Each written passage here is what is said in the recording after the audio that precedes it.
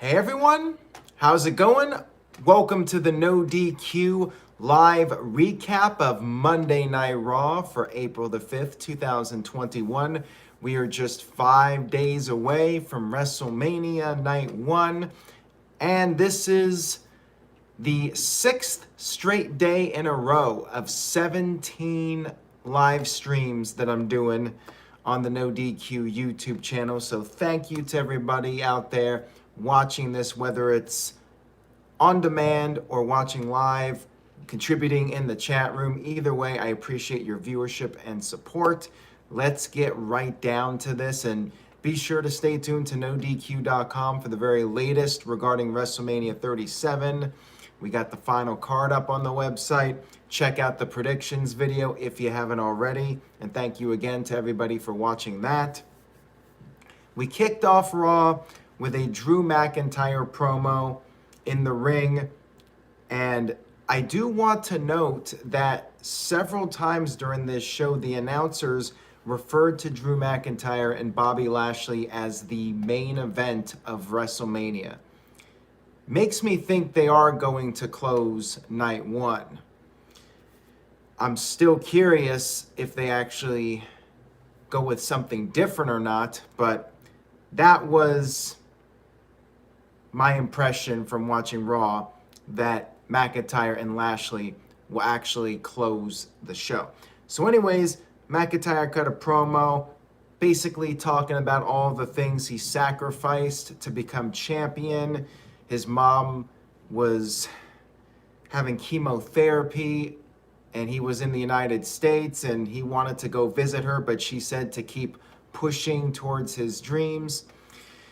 He talked about being fired, and then that's when Bobby Lashley and MVP arrived, and MVP tried to settle things because Lashley was cutting this promo on McIntyre, saying McIntyre's time is over. There's fear in McIntyre's eyes, and it was getting very heated. MVP was like, you have to wait till Saturday.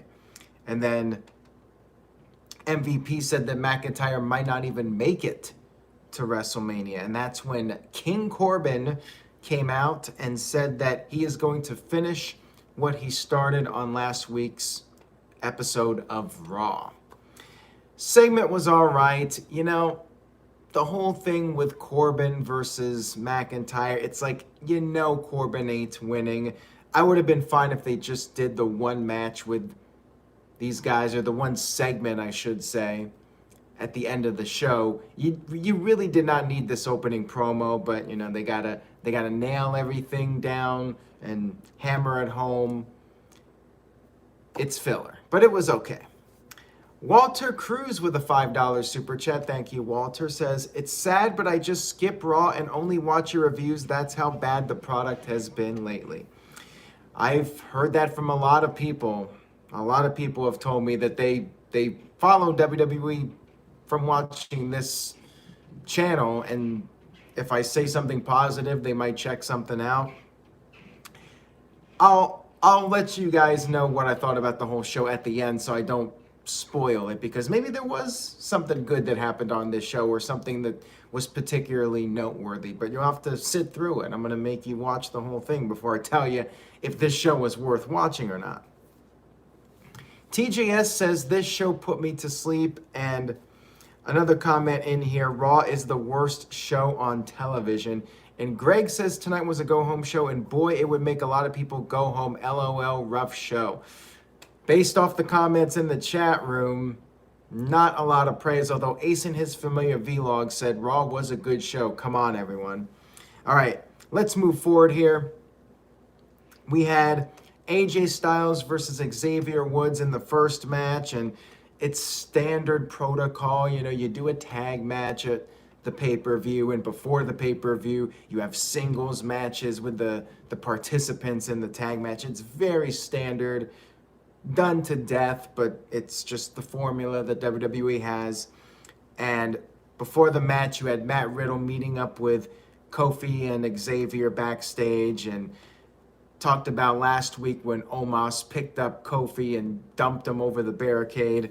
And Riddle said he never saw somebody get that high before. And Kofi said he hopes nobody gets that high on Sunday. So a couple of weed jokes there for everybody.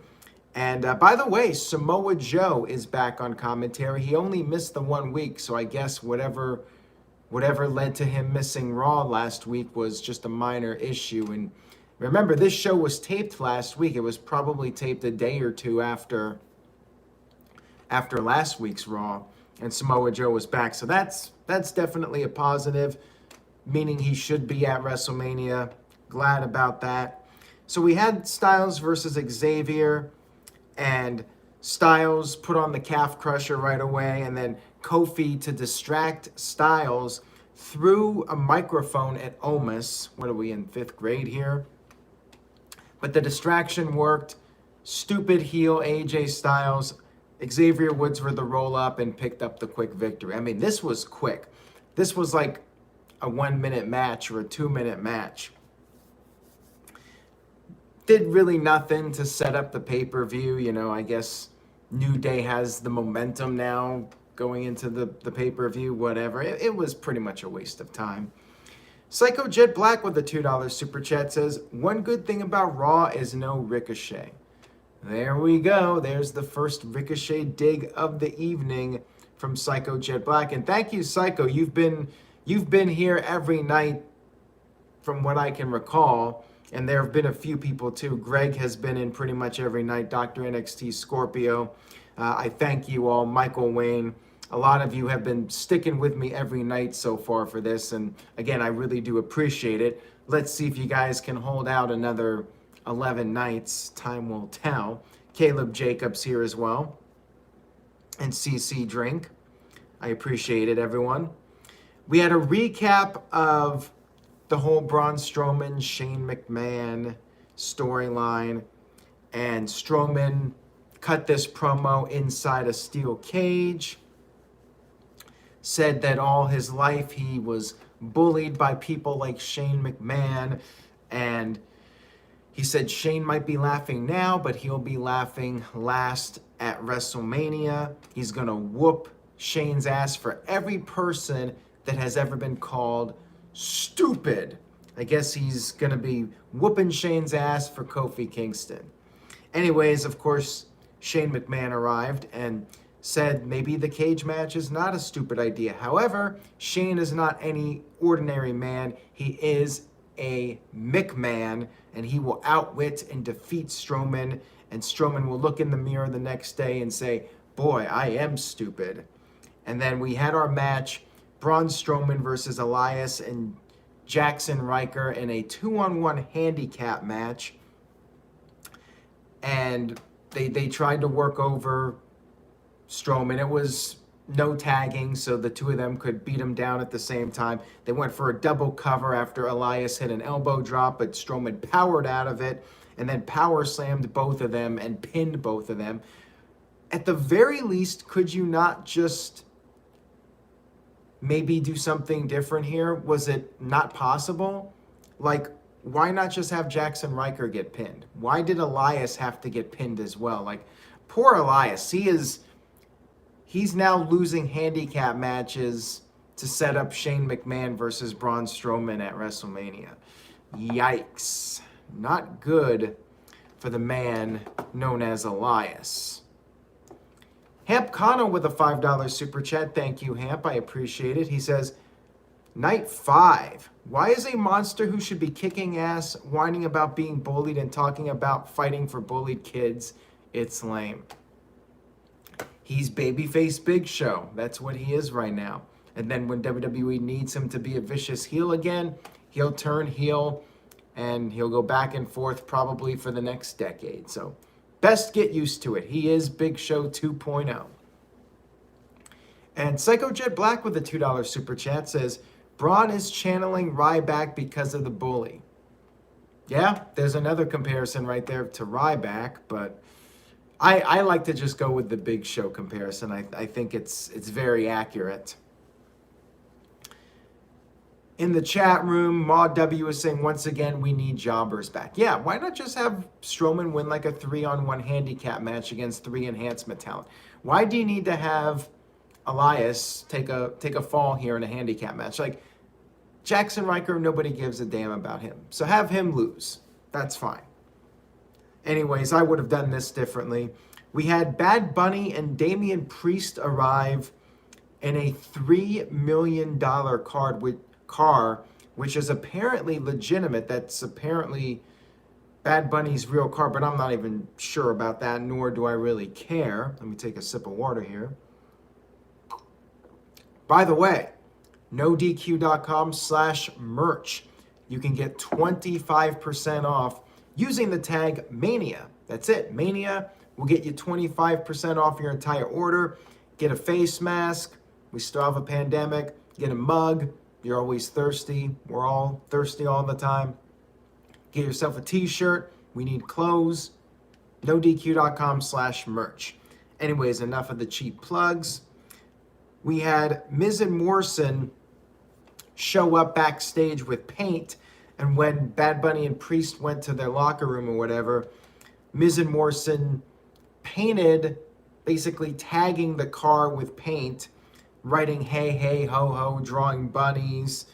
Miz was dipping his fingers in the paint and just doodling on the car, and they fled the scene. Bad Bunny returned. He was very upset, because I guess you're rich enough to own a $3 million car, but you can't spend $1,000 to repaint it. Like, he acted like this was the end of his life here with his $3 million car being painted on. Why do I keep saying card and not car? I got problems. Hamp Kana with a $2 super chat says, the only thing bigger than Braun Strowman is Batista's dick. Well, I do not know that for a fact. Maybe you have more information than I do about that, but I don't know. So anyways, we had Miz and Morrison jump Bad Bunny from behind. They beat the crap out of him. Miz said he doesn't respect Bunny or his car. That's when Adam Pearce and a bunch of officials ran down. Priest arrived. Pearce was there. Priest arrived. And Miz and Morrison were long gone. We had Asuka and Rhea Ripley against Nia Jax and Shayna Baszler in a tag team match. Of course, standard storyline here with the odd couple. Rhea Ripley and Asuka are really not getting along. Rhea tagged in Asuka when Asuka wasn't ready. Rhea Ripley later tagged herself back in, and then the usual Reginald getting on the apron, and Shayna took advantage, working over the knee of Rhea Ripley. Eventually, Asuka got the hot tag and was up on the top. She was going to do something off the top, but then Ripley shoved Asuka off the top, down to the outside, attacked her, and then Shayna Baszler, once again taking advantage, hit the running knee and pinned the Raw Women's Champion, Asuka. So, I guess that's a heel turn from Rhea Ripley. I'm a little surprised by this, but okay. Like, she's going to get cheered, I think, at WrestleMania, and she's got a live entrance. She's going to have the woman that I think performs her song. I'm not sure, but Rhea Ripley's going to have a live entrance at WrestleMania. Kind of weird to turn her heel here on such short notice, but maybe it's for the best, I suppose. She wins the title and Asuka tries to win it back. You got to have somebody as a heel. No Charlotte on this show, by the way, so looks like Charlotte is completely out of WrestleMania unless she shows up on SmackDown. Psycho Jet Black with a $2 super chat says, your problem is watching Raw every week. Yeah, tell me about it, but hey, got to do a job here. And the game is on 100 with a $2 super chat. Thank you for that. It says, 2 thumbs up for Charlotte is not in Asuka and Ripley's match.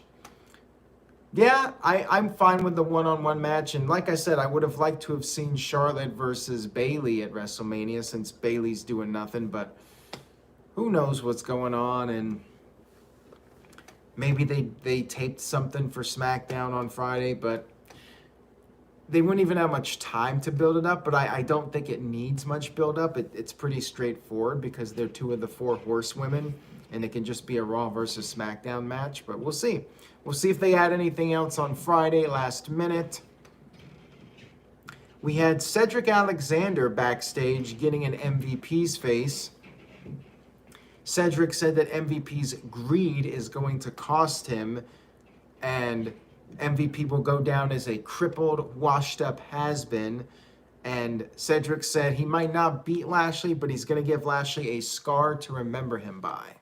And he's going to expose MVP as a fraud.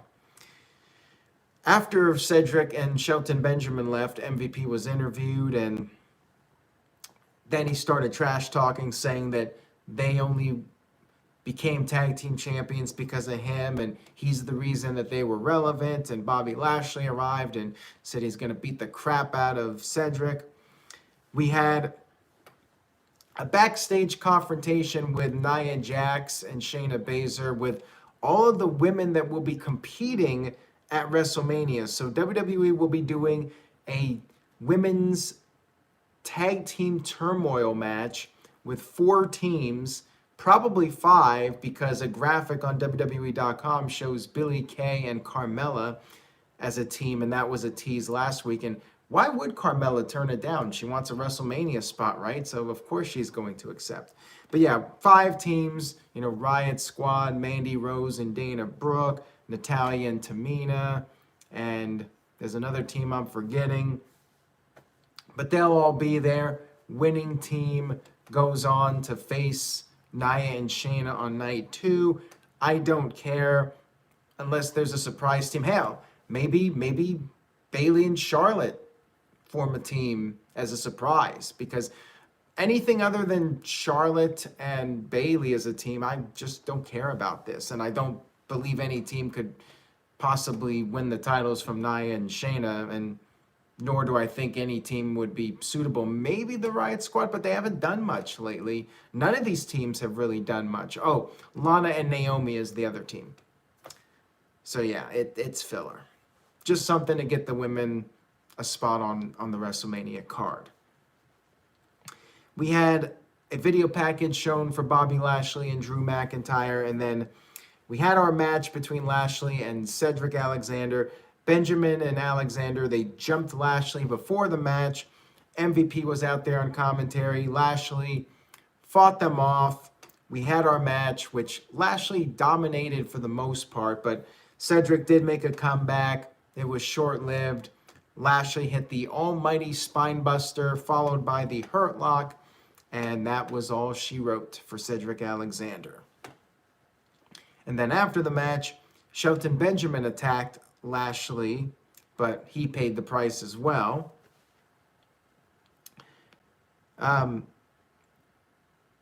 We have a $3 super chat here from Charles Coleman. Thank you for that. It says, Raw is a real chore to watch now. I really try. Yeah, I mean, the 3-hour Raws, I say it, it's like a broken record. It's always a chore to watch.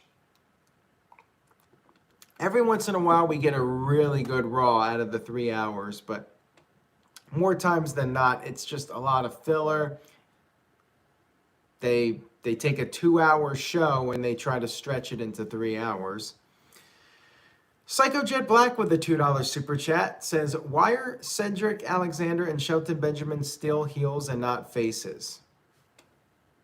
Your guess is as good as mine. I guess the idea is to just build up Lashley as this monster who can overcome the odds, be a credible champion. I'm hoping next week we get to see a new Hurt Business. Like, you could turn Shelton and Cedric faces and have them feud with new members of the Hurt Business. Maybe Keith Lee, maybe Ricochet, get a couple guys in there, a couple of new members, just like when the Nation of Domination reformed with new members. You could do that with the Hurt Business. Hoping we get something like that next week on the Raw after Mania, which at one time in history was a really big deal. But even before COVID, the last couple of years were not quite as big. We had a video package for Randy Orton and The Fiend, hyping up their match at WrestleMania. No actual appearances from them on this show, which is fine, They've already set up the build for it. Anything they would have done would have just been filler. We had Damian Priest and Bad Bunny come to the ring, and Priest said that Miz and Morrison crossed the line for painting that $3 million car. And they're just jealous because Bad Bunny is a Grammy Award winner, and they are just yesterday's news. Miz couldn't even hold the WWE title for more than a week. Priest then proposed a tag team match. What is he, Teddy Long? A tag team match at WrestleMania with him teaming up with Bad Bunny against The Miz and John Morrison, which was the match that has been rumored for the past several months, but then apparently Morrison got injured and WWE decided to announce a singles match, and then if Morrison was cleared, they would change it to a tag match. And, well, looks like that's exactly what happened. Morrison is okay, so they're going to do a tag team match, which is for the better, I will say this. I much prefer a tag match over a singles match. Give Damian Priest a legitimate rub, and Morrison can take the fall. Hell, Priest can score the pinfall win over Morrison instead of Bad Bunny beating The Miz. You know, that definitely sounds a lot better. And we had Bad Bunny cut a promo talking about how he just wanted to follow his dreams. He loved the wrestling business. But now he doesn't know what to think because Miz doesn't respect him. He respected The Miz. He respected The Miz and all the legends that he named. And now, because of what Miz did, Miz is going to get his ass whipped. And then we had Miz and Morrison interrupt from outside. They were at their limousine. And Miz once again said Bad Bunny doesn't belong in WWE, overstayed his welcome, gonna get embarrassed. And then they accepted the tag team match for the pay-per-view. This was all right. I mean, you set up the tag match, so you had something going on here, I guess. Promo from Bad Bunny was all right. I mean, I wonder how many takes they had to do. If it was all done in one take, I would be very impressed. But I feel like maybe they had to let him go through the lines a couple of times, and then they edited all together. It was all right. It was not the worst promo I ever heard. We had Sheamus talking to Ali backstage, and Ali was determined to beat up Riddle because of Riddle. Retribution is dead, and he's going to own Riddle. Sheamus tried to make a little pact here with Ali, and Sheamus said he would be out there on commentary. We had Riddle actually on his scooter drive right between the two of them and then went to the ring. By the way, so Riddle's entrance now, when he kicks his shoes off, a bunch of parrots appear on the screen. Okay. We had this match, and at one point Riddle took Sheamus's hat. Sheamus was very upset about that, as you can imagine. And Ali got some offense, got a few near falls, but then Riddle came back, hit the Bro Derek, and scored the victory. Not much to say about it. Again, filler. Didn't serve much purpose other than just to, have them go out there and do a match before WrestleMania and, say, oh yeah, by the way, WrestleMania, we're having this match. And Ali has a new theme song. Dr. NXT Scorpio says it's so generic. Yeah, I have no idea how it went. Nothing about it stood out to me whatsoever. Psycho Jet Black with the $2 super chat. Thank you for that, Psycho. He says, who has more dignity, Millhouse or Ali? Oh, most definitely Millhouse. I mean, at least Lisa gave him a little bit of time of day. Ali would be lucky if he could get even into the Simpsons house. I don't even think they would let him in. They would be so embarrassed. Homer would be so embarrassed from Ali. He would not have any association with him whatsoever. We had our main event. But before the main event, we did have a long recap of all the WrestleMania matches. And then we finally had our match. You had MVP on commentary. You had Bobby Lashley backstage watching on the TV monitor from the sideways position. vintage WWE. King Corbin got the upper hand, sending McIntyre into the ring post, and MVP was trying to coach Corbin, telling him to not admire his work, get the job done. McIntyre started to make a comeback, hit a glass scale kiss for a near fall, and then Corbin came back, hit the deep six and got a near fall. And then at this point, MVP got off the headset and said that it's not about beating McIntyre, it's about taking him out. And he handed his cane to Corbin. Corbin swung, he missed, and McIntyre hit the Claymore, picked up the victory to the surprise of absolutely nobody. But I will say I kind of liked the finish because MVP got involved and Corbin, instead of trying to win the match, was trying to take out McIntyre, and that led to his downfall. So in a way, the finish was good. The match itself was predictable and something I would not want to sit through unless I had to as my job. So overall, Raw was okay. I mean, I wouldn't say it was a good show. I wouldn't say it was a bad show. It was a show. So I'm giving it a C. As far as a go-home goes, didn't do much. I've seen worse shows, but it was just a show. It was just run-of-the-mill, keeping a steady pace on the treadmill, and that was that. Matt Helms with a C, as does Steve-O and Michael Wayne, giving it a C. Tic Tat Tat and CC Drink also with a C. Dr. NXT Scorpio says C-, so boring. Mr. Anderson a little bit more positive with a B. Colin and the Game is on 100 also with a C. And Elon Brown with a D, and DYEV with a D+. And Charles Coleman with a $5 super chat. Thank you for that. I appreciate it. Says, how long will Corbin do this King gimmick? It's lame and starting to piss me off. Until Vince or somebody decides, hey, let's do a new King of the Ring tournament. And who knows when that will be? Who knows when Vince will be up for it? But if Vince is like, yeah, let's do a new tournament, I think at that point they'll drop the King Corbin moniker. But I guess they got nothing else for him. That's the only thing Corbin has going for him at this point. The This Guy Experience with a very generous $9.99 super chat, thank you for that, I appreciate it, says, for Noah, even though Drew McIntyre was champion in 2020 doesn't make him great. Put almost anyone in that role and they would be just as good, if not better. Tell a lie long enough, you start to believe it. Same for Roman. Good night, day 6. Almost good night, day 6.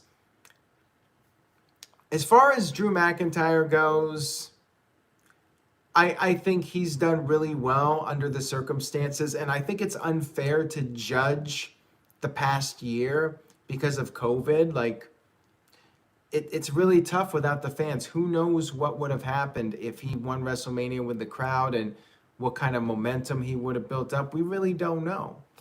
And I don't think it's right to judge him because of the circumstances. I think he did the best he could, and I think he's done very well for himself, all things considered. SSBS Fanboy with a $2 super chat says, are you going to see the new Mortal Kombat movie? No, I haven't even been to a movie theater in probably 2 years now. Although I guess with a lot of movies now, they're being released digitally so you can watch at home. But no, I did like Street Fighter, but I didn't even watch the Street Fighter movie. So there you go. Psycho Jet Black with a $2 super chat says, I'm worried people will boo McIntyre and cheer Lashley. Well, that's why you open with that match. Putting it on last, I think, is a little bit riskier. But this is the first show back, and I think the fans are just going to be happy to be there, happy to feel some sense of normal again. And I think there will be a minimal amount of hijacking and trying to go against what the company wants as far as reactions go. I will say this, though. Bad Bunny might get booed. I could see that happening. And for his promo, as decent as it was, he's lucky he did not have a live crowd to deal with. He would have gotten the what chance for sure. I am super confident that he would have been dealing with the what chance, and it would have been a disaster for him if he had to do that promo in front of a live crowd. SSBS Fanboy with a $2 super chat says, have you seen the new Godzilla vs. Kong movie? No, I haven't seen any new release movies in probably 2 years. So I'm more of a TV show guy. So I watch, Stranger Things and Wentworth and Ozark, couple other shows. I like to binge the TV shows. I'm more into the TV shows now than standalone movies, especially new releases. The only standalone movies I've been watching lately are old horror movies, and that's pretty much it. We're not a movie channel, as Curtis Butler says, but thank you for the super chat. I don't have HBO Max, Michael Wayne. I got Peacock, YouTube TV, Netflix, and Hulu. That's enough for me. Anyways, next live stream will be regarding the Hall of Fame, which apparently is only going to be about 3 to 4 hours. So they really cut down on the speech time for all the wrestlers, which sucks. I think they should have done it differently. I think they should have done 2020 for this upcoming event and then saved the 2021 for SummerSlam weekend. And that way people would have gotten longer speeches and no induction speeches, nobody inducting anybody. So I guess no Paul Heyman inducting RVD. And that sucks. To me, that sucks. I think they're half-assing it. I'm not a fan of doing this. We got to rush through all these people. We got 12 people. What is it? 12 acts going in between the 2 years, and we gotta get everybody on in 3 to 4 hours. Yeah, I'm not a fan of it. I'm like, why even bother if you're just gonna I get the point when the Hall of Fame ceremonies go really long.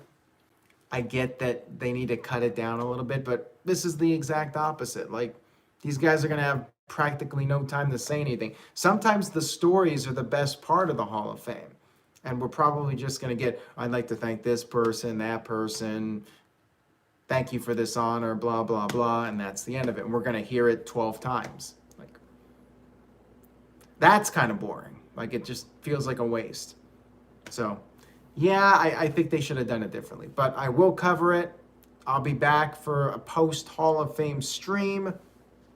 And maybe we'll talk about some other stuff heading into WrestleMania, any news that's going on. Tune in for that. And thank you all again for watching and supporting. Subscribe, turn on notifications for updates, and I will see you guys next time.